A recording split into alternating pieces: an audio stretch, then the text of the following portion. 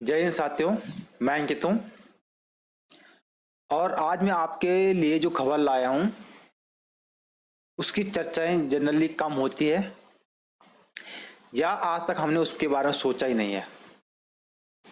अभी तक हम सिर्फ जानते हैं कि साधारण बारिश होती है, जैसे कि हर साल होती है या हर महीने होती है। और कुछ हद तक अगर हम बारिश के बारे में और जानते तो हम जानते हैं कि अम्लीय वर्षा होती है, एसिड रेन जिसे कहते हैं।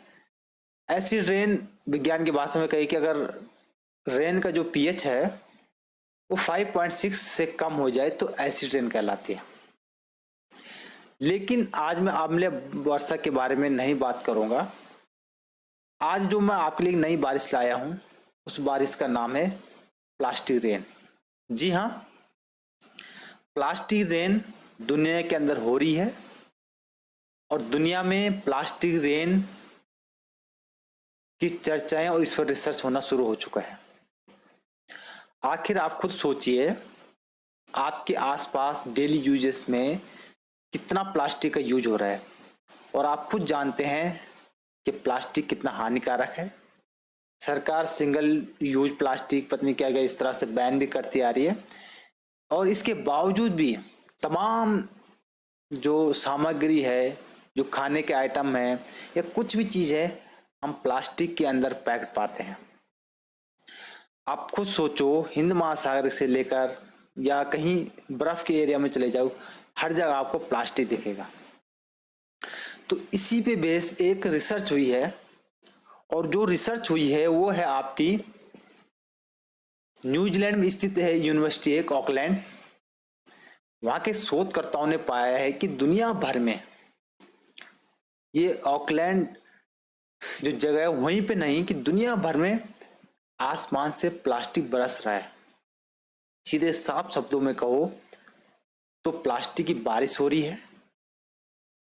वहां के जो शोधकर्ताओं ने पाया, जो ऑकलैंड के शहरी इलाके थे उन्होंने रिसर्च किए और उन्होंने ये देखा कि प्रत्येक वर्ग मीटर में एक दिन में माइक्रो प्लास्टिक औसतन 5000 पार्टिकल्स गिरते हैं,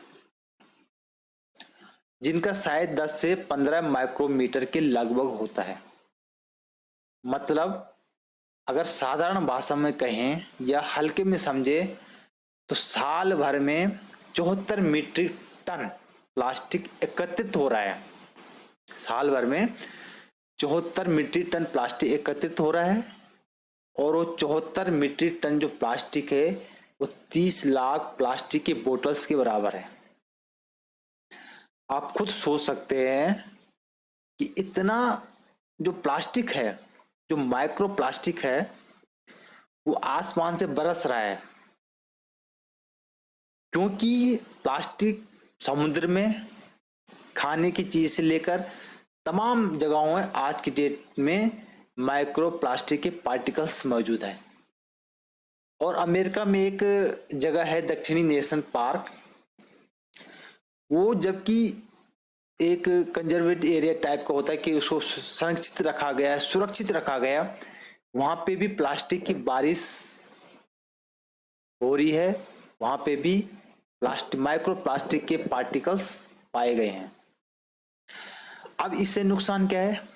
ये हमारी कोशिकाओं में पहुंच रहा हो। जब हम सांस लेते हैं तो ये हमारी कोशिकाओं में पहुंच रहा है। चाहे मानव जाति हो या अदर एनिमल्स हो या हमारे जो सॉइल होती है, मिट्टी होती है, उसके लिए ये प्लास्टिक बहुत हानिकारक है। आप खुद आइडिया लगा सकते हैं कि हर साल एक व्यक्ति औसतन 74,000 प्लास्टिक के पार्टिकल्स जाते हैं।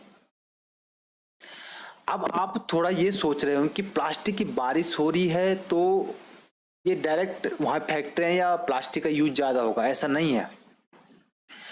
प्लास्टिक एक इकोसिस्टम बोले तो ये जो मौसम चक्र होता है, प्लास्टिक उसका हिस्सा बन चुका है। जैसे कपड़े हो गए, पेंट है या खिलौने हैं, या आप कह सकते हैं कि पुराने टायर हो गए, इन सब से जो माइक्रो प्लास्टिक निकल रहा है वो जब समुद्र में जा रहा है और फिर जब वर्षा चक्र का हिस्सा बन रहा है, जो प्रोसेस जब बारिश होती है उसका जो प्रोसेस है वो बिल्कुल उस प्रोसेस का हिस्सा बन चुका है। और बाद में उस प्रोसेस के माध्यम से जिस प्रकार से बारिश हो रही है उसी तरह बारिश के साथ साथ प्लास्टिक की बारिश भी हो रही है। मतलब बारिश में प्लास्टिक मिल के आ रहा है।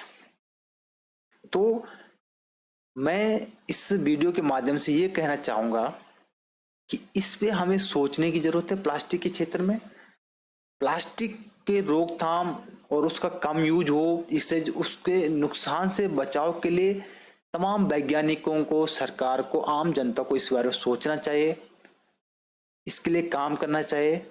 मैं इस वीडियो के माध्यम से यही अनुरोध सब लोगों से कर सकता हूं। और अंत में आपसे एक रिक्वेस्ट है, अगर आपने अभी तक ये चैनल सब्सक्राइब नहीं किया, सब्सक्राइब कर सकते हैं, शेयर कर सकते हैं। और मैं विभिन्न मुद्दों पे जो करंट में चलते हैं उन पे एनालिसिस करके वीडियो लाता हूं। इसके लिए आप हमें सपोर्ट कर सकते हैं, हमारी टीम को सपोर्ट कर सकते हैं, यूपीआई आईडी के थ्रू हमें भुगतान कर सकते हैं। धन्यवाद। जय हिंद।